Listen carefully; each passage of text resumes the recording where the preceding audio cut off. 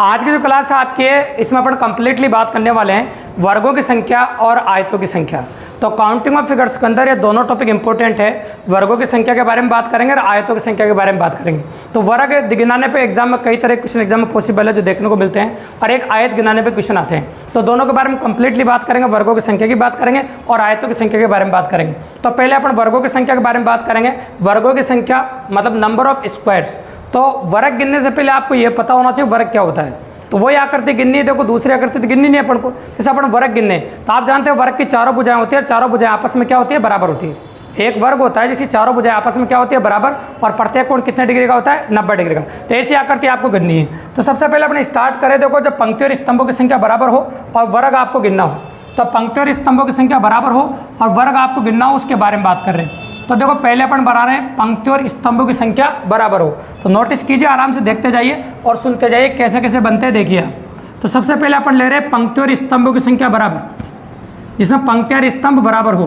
तब वर्गों की संख्या कैसे निकालोगे। और ये क्वेश्चन नंबर जो फर्स्ट में आपके सामने बनाने जा रहा हूँ, ये कई एग्जामों में पॉसिबल हुआ है, कई एग्जामों में बार बार रिपीट हुआ है। तो काफ़ी इंपॉर्टेंट क्वेश्चन है और इसको नोटिस कीजिए गौर से, बहुत प्यारा क्वेश्चन है। क्वेश्चन ये है कि इसमें वर्गों की संख्या आपको बतानी है, इसमें कितने वर्ग है, नंबर ऑफ स्क्वायर्स कितने हैं। तो देखो आप नोटिस कर रहे हैं कि इसमें पंक्ति और स्तंभों की संख्या बराबर है। अगर आप गौर से देखो तो देखो इसमें 4 स्तंभ और 4 ही पंक्तियां हैं। 4 स्तंभ और 4 क्या है, पंक्तियां। स्तंभ ऐसे होते हैं खड़े, तो 4 तो स्तंभ है और 4 क्या है, पंक्तियां। तो एक बात कान खोल के सुन लेना अच्छे से, जब भी किसी भी एग्जाम के अंदर पंक्ति और स्तंभों की संख्या बराबर हो और आपसे वर्गों की संख्या पूछे, तो जितनी पंक्तियां स्तंभ हो वहाँ तक की संख्या को वर्ग करके जोड़ दो, आपका आंसर आ जाएगा। आपको कोई भी गिनने मिलने की जरूरत नहीं, इतना गिनने का टाइम एग्जाम के अंदर बिल्कुल भी नहीं होता भी है। इस बात का विशेष तौर से ध्यान देना आप, ठीक है। तो यहाँ कितनी संख्या है बताओ, 4। कितनी संख्या है आपकी, 4 है। तो 4 तक की संख्या का वर्ग करके जोड़ देंगे। अगर 5 होती तो 5 तक की संख्या को वर्ग करके जोड़ देते, 6 होती तो 6 तक की संख्या को वर्ग करके जोड़ देते। लेकिन अब फिलहाल 4 संख्या है तो आप 4 तक की संख्या वर्ग करेंगे। देखो 1 का स्क्वायर, 2 का स्क्वायर, 3 का स्क्वायर, 4 का स्क्वायर, 4 तक है। तो आप जानते हैं 4 का स्क्वायर 16 होता है, 3 का स्क्वायर 9 होता है, 25 हो गया। 2 का स्क्वायर 4 होता है, 29 हो गया। 1 का स्क्वायर 1 होता है, 30 हो गया। तो इसमें वर्गों की जो संख्या आपके सामने निकल के आ रही है वो 30 हो गया आपको। मतलब आपका जो आंसर हो गया वो 30 हो गया, मतलब आंसर 30 हो गया आपका। आंसर कितना हो गया आपका, 30। तो आज के बाद कोई भी एग्जाम में क्वेश्चन आ जाए जिससे पंक्ति और स्तंभों की संख्या बराबर हो, तो उसमें वर्गों की संख्या इस प्रकार से निकाल सकते हैं आप। लेकिन अगला प्रश्न आपके दिमाग में अपना आप आ जाएगा भाई, जैसे मैंने क्वेश्चन लिखा आपके सामने, सर एग्जाम के अंदर जरूरी थोड़ी है कि पंक्ति और स्तंभों की संख्या बराबर हो। तो कई बार एग्जाम में ऐसा क्वेश्चन भी हमको देखने को मिल सकता है जिसमें पंक्ति और स्तंभों की संख्या अलग अलग हो। और वास्तव में सही भी बात है, जरूरी थोड़ी भी पंक्ति और स्तंभों की संख्या बराबर ही है, मतलब अलग अलग भी आ सकती है। तो चलो अलग अलग की बात करते हैं, अलग अलग कैसे आती है देखो आप, है ना। पंक्तियाँ स्तंभ अलग अलग हो सकती है, तब क्वेश्चन कैसा बनेगा उसको नोटिस कीजिए आप। और क्वेश्चन करने का तरीका क्या होगा वो भी देखिए, ठीक है। तो चलो बना रहा हूँ मैं, देखिए इसमें पंक्ति और स्तंभों की संख्या अपन अलग अलग ले रहे हैं, कितनी भी हो सकती है, अपन कितनी भी ले सकते हैं, ऐसा कोई इशू नहीं है। ये देखो अपन ने बना दी जितनी बननी थी, नोटिस कीजिए। तो मैं इसमें देख रहा हूँ 1 2 3 4 5 और 6, तो 6 तो स्तंभ हो गए। इसमें कितने स्तंभ हो गए, स्तंभ खड़े होते हैं तो 6 तो स्तंभ हो गए। और आप नोटिस करो तो इसमें 4 पंक्तियां हो गई, तो 6 स्तंभ हो गए, 4 पंक्तियां हो गई। अगर आप गौर से देखना चाहें तो आप देख सकते हैं कि 6 स्तंभ और 4 पंक्तियां हो गई। लेकिन आपके मन में सवाल आ रहा है सर बराबर थे तब तुमने वैसे कर दिया, क्या इस क्वेश्चन को भी वैसे करेंगे। नहीं भैया, इस क्वेश्चन को बिल्कुल भी वैसे नहीं करना है आपको। आपको करना क्या है, देखो सुनो, हाईएस्ट वैल्यू को अप्रोच करना है। जब भी अलग अलग हो तो हाईएस्ट वैल्यू को अप्रोच करो। तो इसमें हाईएस्ट वैल्यू कितनी है आपकी, 6, और इसमें हाईएस्ट वैल्यू कितनी है, 4। तो हाईएस्ट वैल्यू को गुणा करते हो जाओ और एक एक कम करते हो जाओ, तब तक 0 नहीं आए तब तक आपको लिखना है। तो ये लिखना है आपको 6 गुणा 4, ये लिखा 6 गुणा 4। अब आपको एक एक कम करते हुए जाना है और जब तक जाना है जब तक 0 नहीं आ जाए, ठीक है। तो आपको करना है, जैसे मैंने लिखा 5 गुणा 3, एक एक कम कर दिया, फिर एक एक कम करो 4 गुणा 2 हो जाएगा, फिर एक एक कम करो आपका 3 गुणा 1 हो जाएगा। और आगे और लिखोगे तो 0 नहीं आ जाएगा, आगे 0 आ जाएगा। तो क्या आप लिखने की जरूरत पड़ेगी आपको, नहीं। तो अपन ने क्या लिखा आपके सामने, 6 चौक 24, तो ये तो हो गया आपका 24, 5 3 15, 4 दूनी 8 और 3 एक कम 3 हो गया। तो 24 और 15 कितना होता है बताइए, 39। 39 और 8 कितना होता है, 47, और 47 3 कितना होता है, 50। तो बताओ इस आकृति में वर्गों की संख्या कितनी होगी, बताओ आपकी 50। इस आकृति में जो कंप्लीटली वर्ग आपको देखने को मिल रहे हैं वो 50 हो गया। कितने हो गए, 50। तो एग्जाम के अंदर ये बात तो नोटिस हो गई, अगर पंक्ति और स्तंभों की संख्या बराबर हो मतलब m बराबर n हो, तब तो क्वेश्चन करने का तरीका ये रहेगा आपका, है ना। इस प्रकार से ऐसा कर सकते हैं, वहाँ तक संख्या वर्ग करके जोड़ दो। और जब m n के बराबर नहीं हो, मतलब पंक्ति स्तंभ की संख्या बराबर नहीं हो, तब आपको क्वेश्चन ऐसे करना है। 3 तरह के सवाल 15 साल में वर्गों की संख्या पूछे भी एग्जाम के अंदर, आप कोई भी एग्जाम उठा के देख सकते हैं। ये दूसरा क्वेश्चन हो गया आपके सामने। और तीसरे की अगर हम बात करें आपके सामने, तो कई बार क्या होता है किसी लाइन को खा जाता है भी, खा जाने का मतलब मिटा देता है, ऐसे कह सकते हैं अपन। तो चलो मैं बनाता हूँ आपको कैसे लाइन को रिड्यूस करता है और कैसे लाइन को कम करता है, उसको देखिए आप। तो चलो लाइन को कम करने वाली बात कर लेते हैं अपन। ये मैंने एक फोटो बना दिया आपके सामने और इसमें लाइन को रिड्यूस करेंगे अपन। देखिए ये मैं बना देता हूँ आपके सामने, पहले बना देते हैं, बाद में कैंसिल कर देंगे। ये देखो वर्गों की संख्या की बात कर रहे हैं, ये तीसरा पैटर्न और सबसे इंपॉर्टेंट पैटर्न है, तो इसको गौर से देखिएगा आप। कई बार क्या होता है बीच में से कहीं से भी लाइन को काट देता है, काटने का मतलब लाइन को ब्रेक कर देता है, और लाइन को ब्रेक करके क्वेश्चन को और अच्छा बनाने की कोशिश करता भी है। अपन भी ब्रेक करेंगे, है ना। तो ये मैंने बनाया, इसको देखोगे ना आप तो एक बात नोटिस करोगे आप, इसमें पंक्ति और स्तंभों की संख्या देखो पहले, तो वैसा ही क्वेश्चन दिखेगा जैसे क्वेश्चन नंबर 2 है आपका, दिख रहा है आपको। लेकिन मैं इसमें परिवर्तन करूंगा भी, 1 2 3 4 और 5 6, तो इसमें भी कितने हैं बताओ, 6 ही है क्या स्तंभ, और 1 2 3 4। अब तुम्हें लग रहा है सर ऐसा क्वेश्चन तो हम कर चुके हैं, इसमें 6 स्तंभ और 4 पंक्तियां हैं, लेकिन भैया कर चुके हैं, लेकिन क्या परिवर्तन करने वाले ये नोटिस करना आप। तो देखो परिवर्तन करेंगे अपन, इसमें परिवर्तन ये करेंगे, देखो इसमें से कोई लाइन हटा देंगे अपन।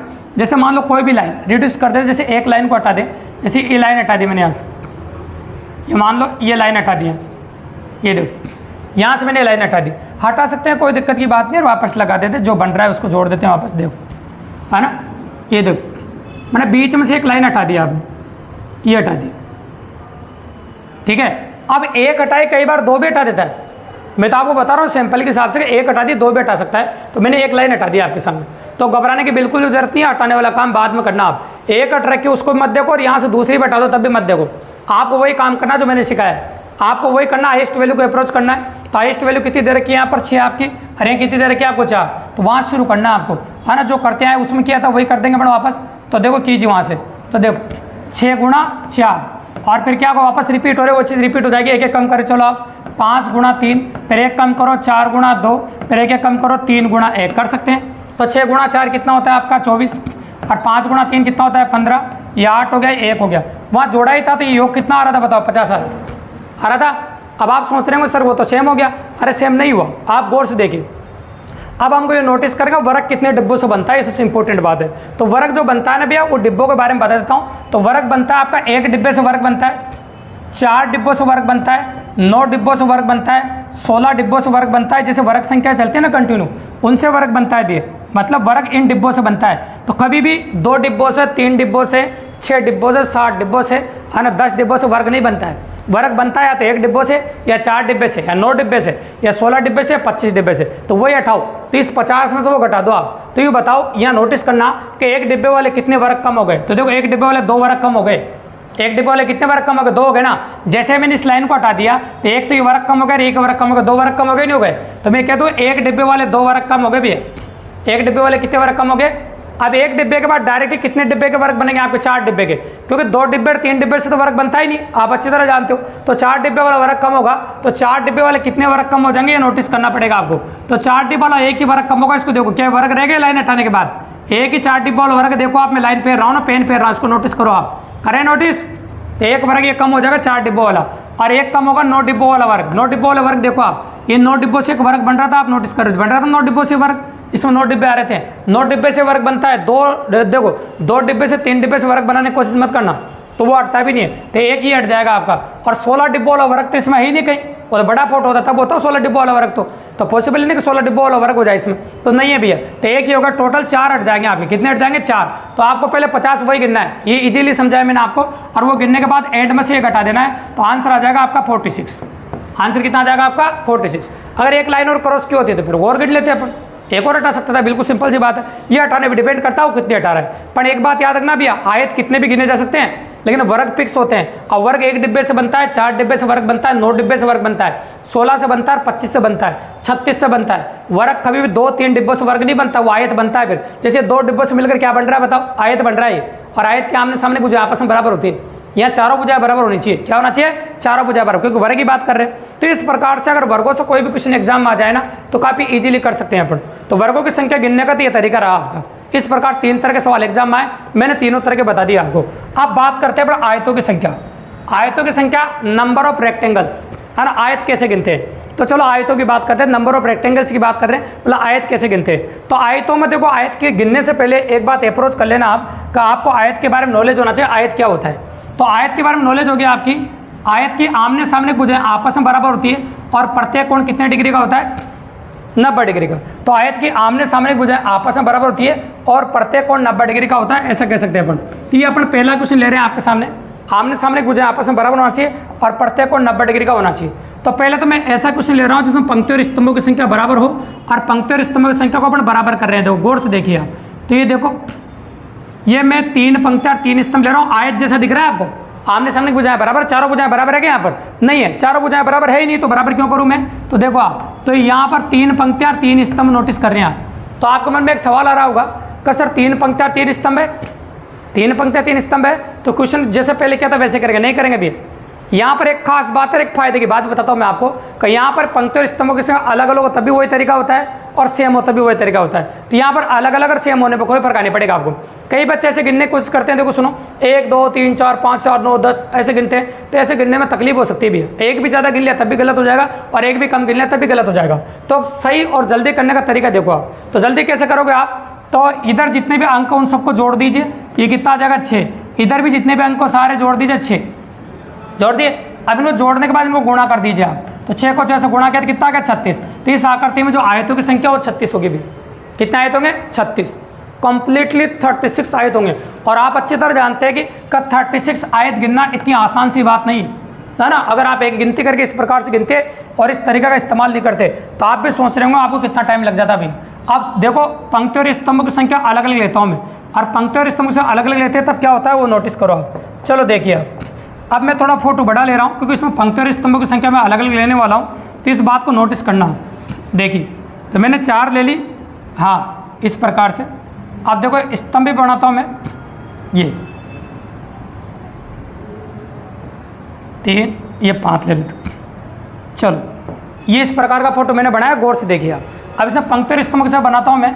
इसमें टोटल 5 स्तंभ है, और पंक्तियों की बात करोगे तो 4 पंक्तियाँ हैं इसमें, 4 पंक्तियाँ और 5 स्तंभ है। नोटिस करो, तो घबराने की बिल्कुल जरूरत नहीं कि आप सोच लो सर इतना बड़ा फोटो कैसे करेंगे, तो कोई टेंशन लेने की जरूरत नहीं, आप इजीली अप्रोच कर सकते हैं। आपको करना क्या है कि इनको जोड़ देना है। इनको जोड़ दोगे तो कितना आ जाएगा आपका 15। तो जैसे आप इनको जोड़ोगे तो आपका ये योग आ रहा है वो 15 आएगा। कितना आएगा बताओ, 15। और इधर जोड़ोगे तो योग कितना आ जाएगा आपका 10। तो क्या करना है आपको, गुणा ही तो करना है। आप बताओ, सोचो इतने सारे आयत निकालना आपके लिए बहुत बड़ी बात हो जाए। तो 15 को 10 से गुणा करो कितना आ जाएगा आपका 150। 15 को 10 से गुणा करो कितना आ जाएगा आपका 150। तो इस आकृति के अंदर 150 आयत है। इस आकृति के अंदर कितने आयत है बताओ, 150 आयत है, मतलब 150 आयत है। तो इन दोनों क्वेश्चन से एक बात तो समझ में आ गई होगी आपको, समान संख्या हो चाहे असमान संख्या हो, तरीका एक ही है। आयतों के लिए तरीका नहीं बदलता है। आयत आप इजीली एक ही तरीके से निकाल सकते हैं। एक और तो ये तरीका आप समचतुर्भुज के लिए भी इस्तेमाल कर सकते हो, है ना, समांतर चतुर्भुज के लिए भी इस्तेमाल कर सकते हो। सेम वेरिएंट है, कोई अलग बात नहीं। तो आयत इस प्रकार से गिन सकते हैं भी आप। जब भी कभी आपको आयत गिनने की बोले तो इस प्रकार से आप आयत गिन सकते हैं। लेकिन आजकल लेटेस्ट ट्रेंड चल रहा है भी एक, और ट्रेंड ये चल रहा है कि कई बार क्या नंबर ऑफ लाइन्स, आपसे कई बार एग्जाम के अंदर ऐसा हो रहा है कि नंबर ऑफ लाइन्स गिना रहा है, मतलब लाइन्स की संख्या कितनी होगी। तो कई बार एक आकृति दे दी जाती है आपको, और आकृति देकर आपसे पूछा जाता है कि इसमें कितनी लाइन है, ऐसे पूछेगा। चलो एक क्वेश्चन का सैंपल आपको दिखाता हूँ, उसमें लाइनें बताएंगे आपको कि लाइन कितनी है, उसके बारे में बात करेंगे। देखिए आप, तो चलो एक फोटो बना रहा हूँ, इसको गौर से देखिएगा, है ना। इसमें लाइनों के बारे में चर्चा करेंगे अपन, इसमें कितनी लाइन है तो उसको नोटिस करना आप। देखिए मैं बना देता हूँ और आप बताना इसमें कितनी लाइन है। ये देखिए, तो कई बार क्या होता है डायरेक्ट सीधी लाइनें पूछता है। ये देखो, ये वैसे जो फोटो मैं बना रहा हूँ आपके सामने, राजस्थान के अंदर एक एग्ज़ाम हुआ था, कंप्यूटर अनुदेशक 2022, 18 जून 2022, उसका क्वेश्चन है, डायरेक्ट अप्रोच हुआ था एग्जाम के अंदर। कंप्यूटर अनुदेशक 2022, है ना, 18 जून को आता है। तो वो पेपर का क्वेश्चन है, तो नंबर ऑफ लाइन्स पूछी थी, इसमें लाइन कितनी है। ऐसे बहुत सारे क्वेश्चन एग्जाम में पूछे गए जिनमें न तो त्रिभुजों की संख्या पूछता है, न आयतों की संख्या पूछता है, न वर्गों की संख्या पूछता है, कई बार लाइनें गिनवा लेता। तो इसमें लाइनें गिनवाई थी कि नंबर ऑफ लाइन्स कितनी है। तो लाइन का मतलब ये है कि भाई लाइन ब्रेक नहीं होना चाहिए, सीधी लाइन पूछनी थी आपको कितनी लाइनें हैं। अगर आप नोटिस करें तो लाइनें दिख रही होगी आपको इसमें।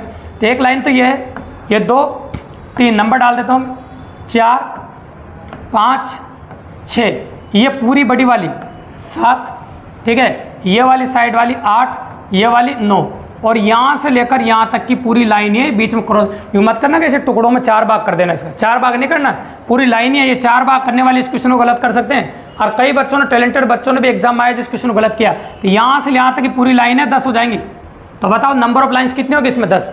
इस आकृति में नंबर ऑफ लाइन्स की अगर हम बात करें तो कंप्लीटली 10 लाइनें भी हैं, सीधी लाइनों की अगर बात करें तो। इस प्रकार से अपन कह सकते हैं आपके सामने कि जब भी कभी आपको स्क्वायर गिनने हो, वर्ग गिनने हो, तो जो तरीके मैंने बताए उनसे वर्ग गिन सकते हैं हमेशा आप, और आयत गिनने हो तो इस तरीके से आप आयत गिन सकते हैं, और नंबर ऑफ लाइन अगर आपको गिनने हो तो इस प्रकार से नंबर ऑफ लाइन गिन सकते हैं। तो काफ़ी ईजी है और काफ़ी आसानी से अपन कर सकते हैं, है ना।